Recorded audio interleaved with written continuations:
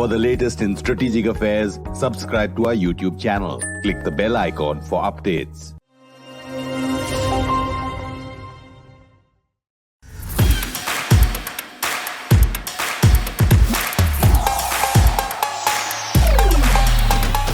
Today is a very special day for us at Bharat Shakti, and joining me is a legend of India who has just come back after a very grueling GGR2022.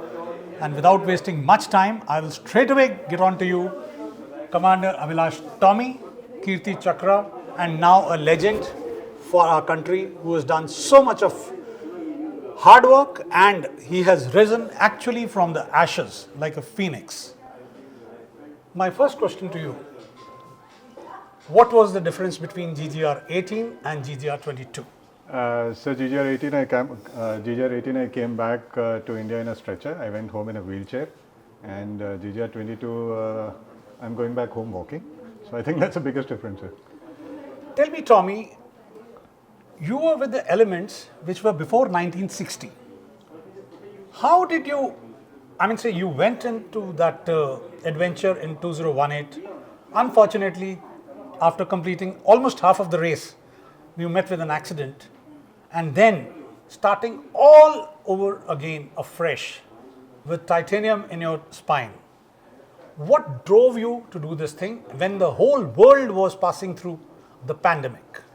So I think it's the naval officer in me, because in the Navy we are taught not to accept defeat, and our training in the Naval Academy is such that you are given a lot of unreasonable and illogical problems that you have to keep solving. Somebody is like, he'll come and say, give me 100 push-ups, and it doesn't make sense, but you just do it, and there are so many punishments that you have to undergo. Compared to all that, it totally made sense that I go back and finish something that I couldn't, and it was my dream ever since I had to retire that I should go back and finish, and that's what I did, sir. I want one message from you for the youngsters who are now in the Naval Academy, in the Indian Military Academy, Air Force Academy, OTA, NCC, all these youngsters, that what will be the one message which Tommy wants to give to the youth of India? To all these people who are in various military academies, I can tell you that you are in the best institutions possible. They are going to train you very well, and you will be able to handle anything in life. Tell me, did at any stage you knew that you are now heading for a podium finish, and what should be the strategy here and after?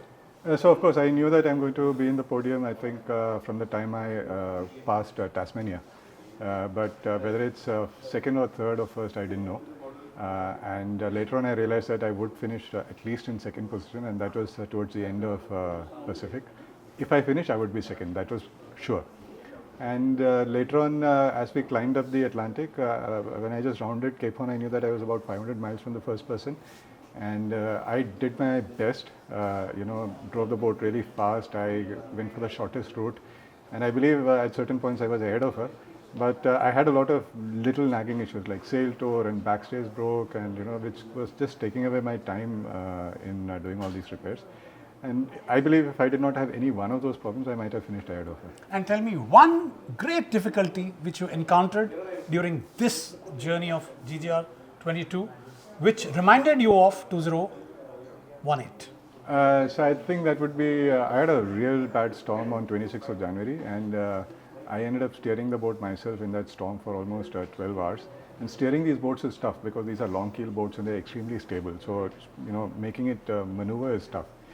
And by the end of the day, my back packed up and my right leg kind of stopped working. And for the next 4 days, I was dragging my leg around the boat. And it became so bad that I had to take permission from GGR to call my physiotherapist and consult with him. And then he gave me a series of exercises to do, which kind of helped me get back into the race. Well, ladies and gentlemen, this is the legend of India who has still not met up with his family, his two small little children, his wife. But he was kind enough to meet us all in New Delhi.